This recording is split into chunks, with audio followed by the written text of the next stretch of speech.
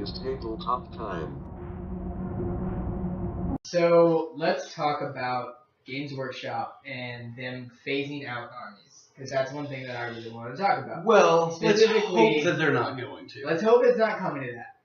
But history tells us Yeah. that this has happened before. No, Sisters of Battle. When we were first looking at it, I was like, I really want that army. And immediately Mike and Nick were like, yeah, we did too.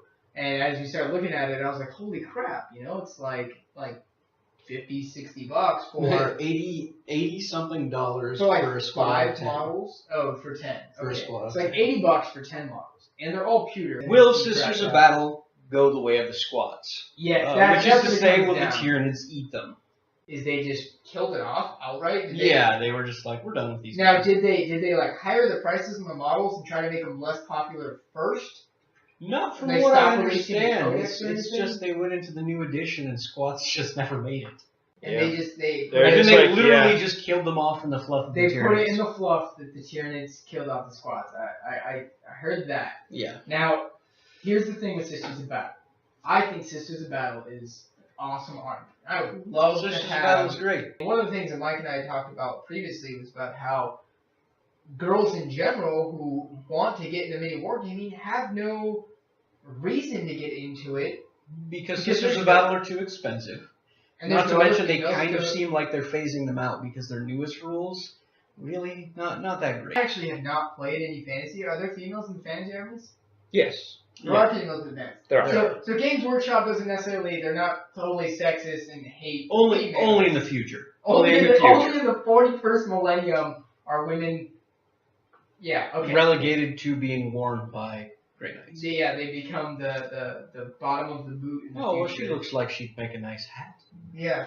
Well, so essentially what's happened now is out of all the people that have tell a nice hat. Yeah, so I was kind basically of what stuck on that one myself. Look, all right. So what it comes down to is this: Are they phasing out the Sisters of Battle? Sisters of Battle are, I think, an awesome army. I know a few people that have them. I would really like to have some. As you And- know, I believe it was back in October, they got the new digital edition codex, And which that's is the it. only update that they They, really got. they didn't release a physical codex for the Sisters of Battle, and that's strike number one. However, they did hold it above us, saying, "Hey, we got this codex here. If you are good kids and purchase this, we might maybe make this Is that this what they solid said? one for you." If they sell Yeah. enough of the digital copy. They sell So- enough of the digital copy, they'll make us a real book. Okay, so already they're trying to put it out there as like, we don't think this is gonna sell. Yeah. So we're gonna produce it in a way where it probably won't sell anyway. And if it does sell a lot, then we'll produce, Then physical we'll make copies. it for you if you're good Right. kids.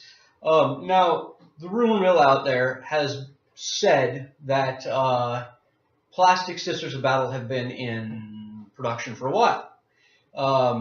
Something happened with the process from the metal miniatures that we currently know to the plastic process. They weren't able to replicate it. I don't know why. They They did weren't with all very the other specific. ones. Yeah, they weren't very specific on it.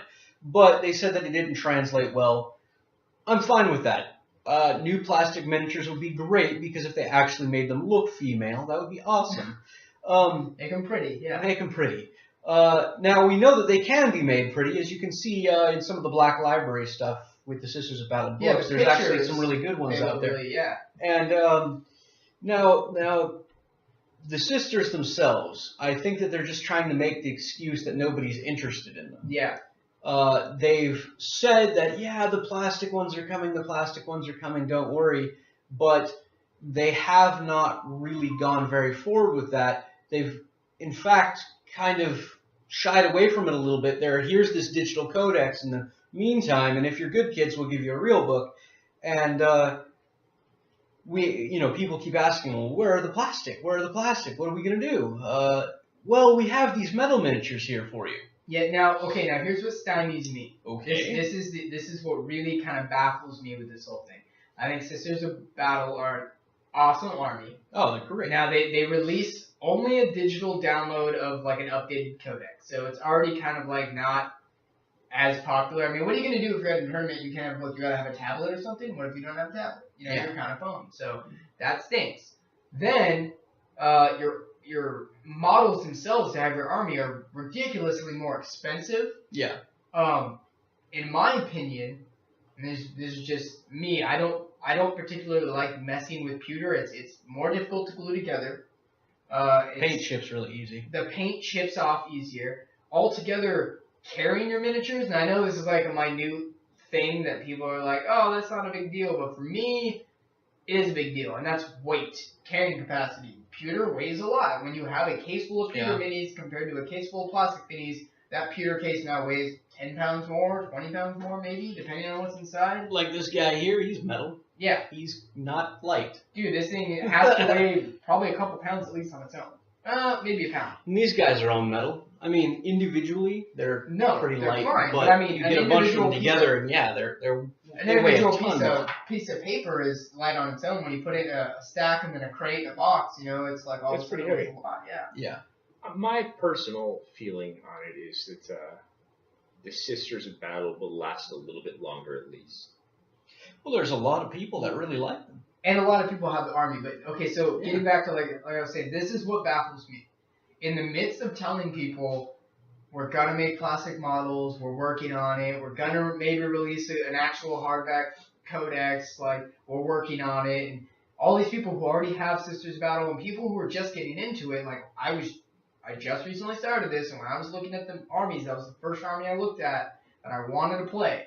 And like I said, girls don't want to play the game, and it has all these positive things that work well for it, but instead they poured themselves into now releasing a new army. They just released the Imperial Knights. Well, it's not that girls don't want to play. If there are women out there, we know that you do like to play and enjoy the hobby as well. Right. Unfortunately, you are the minority, which we find very sad. I believe it would bring more women in if there was an all-female army that was regularly available. Absolutely. I would love to play across the table from more women because they think differently than men do in most cases. So I think you would end up seeing a lot different battles, a lot of different tactics coming out of a more diverse player base. To be perfectly fair, and the game room is better. I sometimes question whether or not there are a great plethora of female players out there who really want to play a leather-clad dominatrix army of space nuns. It's true, but it is a little. Well, they're not leather. It is a little bit. Unless you're talking about the Repentian, they're actually in bandages. Call it what you will. With shaved heads. Call it what you will. It is in some respects degrading. I don't want to say degrading. It is objectifying, I think, to some extent. Mm-hmm. And I think that that's probably one of the things that maybe makes them leery of continuing to do it. And I think that probably the solution to that is to break them up as an army. And then put females into the Space Marine. They've already broken them up as an army. All the really cool Inquisitors that they previously had in their Sisters of Battle and Witch Hunters Codex. As any of you who play the new Grey Knights would know, were stripped right out of their Codex and thrown straight into the Grey Knights Codex. And they're like, here you go. Grey Knights have all of these Inquisitors. So Grey Knights play Sister Battle Inquisitors now? Yes. They're female Inquisitors? No. Well, I think there was one. But in general, they're all of the really cool special characters that the Sisters of Battle did have before, they don't have anymore. And the ones that they've been replaced by kind of really aren't worth fielding anyways. I think it might be something that they're looking at is getting rid of the leather-clad dominatrix look. Though. Now, see, okay, Nick makes a good point, though.